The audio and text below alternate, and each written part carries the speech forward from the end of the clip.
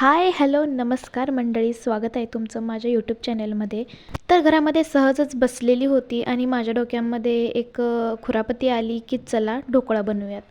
पण मी ढोकळा बनवायला का घेतला काय माहिती, पण आता घेतलाच आहे तर बनवूयात असं म्हणून मी ढोकळा बनवायला चालू केलं.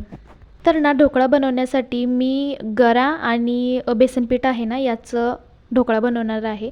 तर गरा मी घेतला होता 1 वाटी आणि बेसन घेतलं होतं मी 2 वाटी. आणि मी बेसन पीठ घेतच होते की ते खाली थोडंसं सांडलं. तर बघा, हे पीठ बेसनचं आहे ते 2 वाटी आहे आणि 1 वाटी मी गरा घेतलेला आहे. आणि हे गरा आणि बेसनचं पीठ मिक्स करून घ्यायचं. आणि याच्यामध्ये ना मी थोडंसं दही टाकणार आहे. दही थोडंसंच असल्यामुळे ना मी याच्यामध्ये ताक पण टाकणार आहे. तुम्ही जर ढोकळा बनवत असाल ना तर याच्यामध्ये एकच काहीतरी टाका, म्हणजे दही तरी टाका किंवा मग ताक तरी टाका. माझ्याकडे दही थोडंसं कमी होतं त्यामुळे मी ताक ॲड केलेलं आहे. त्यानंतर यामध्ये थोडंसं पाणी ॲड करायचं जेणेकरून ते पूर्ण मिक्स होईल.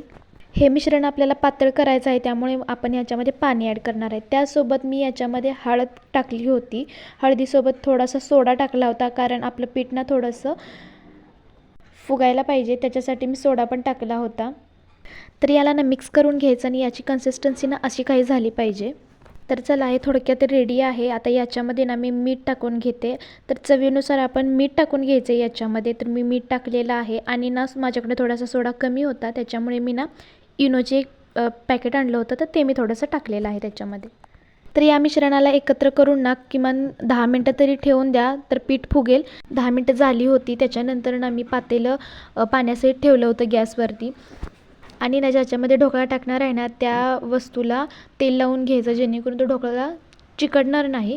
तर मी या डब्याला तेल लावून घेतला आहे. हा डबा आपला कुकरचा डबा असतो ना तर तोच हा डबा आहे. त्याला मी तेल लावून घेतलेला आहे आणि याच्यामध्येच ना मी ते ढोकळ्याचं मिश्रण टाकून देणार आहे आणि ते थोड्या वेळापुरत्यासाठी फुगेपर्यंत मी त्याला त्या पातेल्यामध्ये ठेवणार आहे.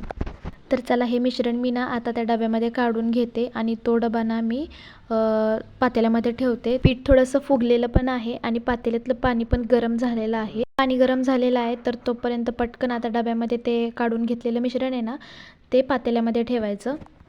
चला, मी हे आता डब्यामध्ये काढते आणि ते नंतर पातेल्यामध्ये ठेवते. तर मित्रांनो, तोपर्यंत तुम्ही सबस्क्राईब करून घ्या आणि व्हिडिओला लाईक करायला विसरू नका. तर घरामध्ये ना एक स्टँड होतं तर पातेल्यामध्ये पाणी गरम होतं ते त्याच्यामध्ये ना मी एक वाटी टाकलेली आहे. त्याच्यावरती ते स्टँड ठेवून ते मिश्रण आहे ना ते त्याचा डबा मी त्याच्यामध्ये ठेवलेला आहे. तर चला, आता हे झालेलं आहे. मला या गोष्टीचा आनंद होतोय की ढोकळा माझा खूप छान बनेल असं मला वाटते. इकडे ढोकळा बनतोय तोपर्यंत मी गोड पाणी करून घेते.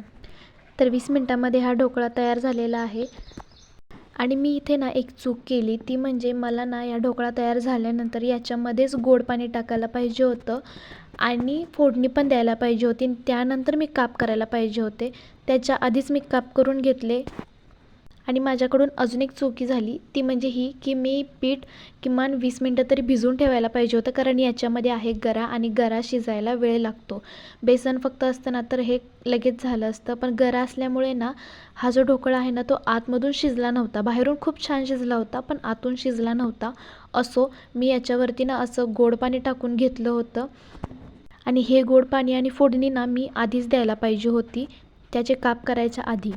मी हा पूर्ण ढोकळा झाल्यानंतर मग फोडणी दिली आणि ती फोडणी पण काही व्यवस्थित लागली नाही. मला तर काय ढोकळा एवढा काही खास वाटला नाही कारण माझ्याकडून चुकी झाली होती. असं तुम्ही या चुका करू नका.